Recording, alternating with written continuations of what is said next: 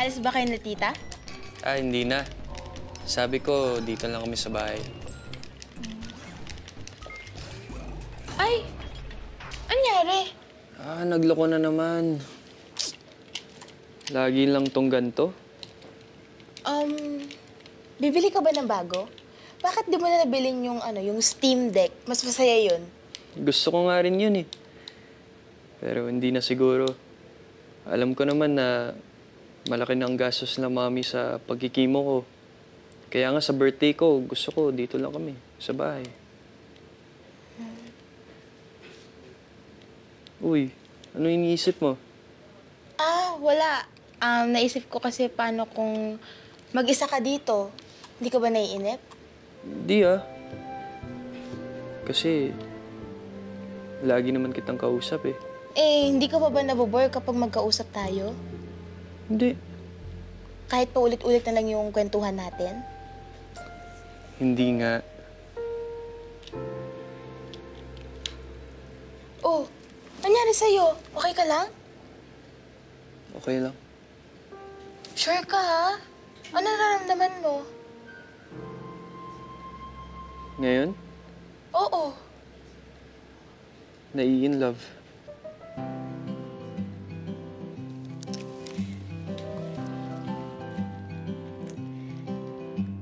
Oh, ano? Ay, ito na pala, sir. Sir, may sasabihin po sana kasi po sa inyo. I-message ko na lang po kayo dapat, kaso naisip ko. Puntahan ko na lang po kayo. Ano ba yun? Uuwi na po kasi ako ng Australia bukas. Na-hospital po kasi si Daddy. Talaga? Naku, ano nangyari? Okay ba siya? Okay naman po siya, pero may problema kasi, sir. Ano yun? Walang papalit sa akin na grocery. Yun lang ba? Naku, huwag mo na intindihin yun at kami nang bahala doon. Gagawa namin ng paraan, ha? Para maasikaso mo na yung daddy mo, ha? Salamat. Pepito, wala naman akong ginagawa eh. Baka makatulog ako. Huwag na. Anong huwag na? Huwag na, palalaki mo lang problema eh.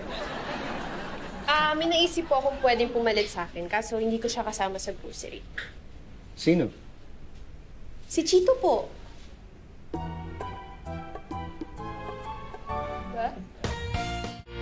Ay, mamaya na yung cellphone. Tapusin mo muna yung pagkain mo. Nay, kanina pa yung tapos. Kuya. Sabi niyo kapatid mo. Pero hindi nga. Tapos ka na? Tayo naman eh. Hindi po, naghahanap lang ako ng murang bilihan ng Steam Deck. Ay, anong i-steam mo? Siomay o siopaw? Steam Deck po, gaming device. Kasi naisip ko yun lang re-regalo ko kay Jacob sa birthday niya. Ay, oo nga. Next week na yun, ano? Ha? Ano ba? Magkano yung mga nakikita mo dyan? Ako na magdadagdag kung kulang. Ay, hindi na po, Nay. Ako na po yung bahala. Basta dapat makakita lang ako ng mas mura pa. Naku, hindi ka na makakahanap ng mura niyan. Pero huwag kang mag-alala. Pagkasahod ka sa binanbin, papautangan kita. Teka, sabihin din nga na? Hindi naman tayo. Mag-a-apply pala ako. Kala ko sisimula ka na yun. Pwede mo bang Pwede mo pa bang i-atras yan? Pwede naman tayo. Bakit tayo? Gusto niyo ba wala akong ginagawa? Hindi yun. Si Maris kasi, kailangan niyang pumunta ng Australia. Naisip ko, baka pwedeng ikaw na lang muna pumalit sa kanya. Ako po? Oo, madali lang naman yung trabaho doon. Tsaka ano ka naman eh, qualified ka naman eh. Sige. Naku, kayang-kaya mo yung kuya. Basta sa unang sweldo mo, libre mo ako. Ay! Alam ko na ibibilin ko sa'yo. Ano? Damit na mahaba para hindi yan kita pusot mo. Si Amber, ito na po.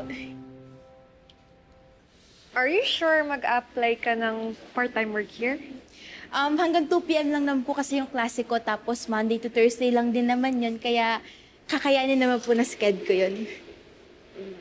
Okay, I'll just give this na lang to my manager. Thank you, Ate Amber. Bakit ka nga pala nag-apply ng work?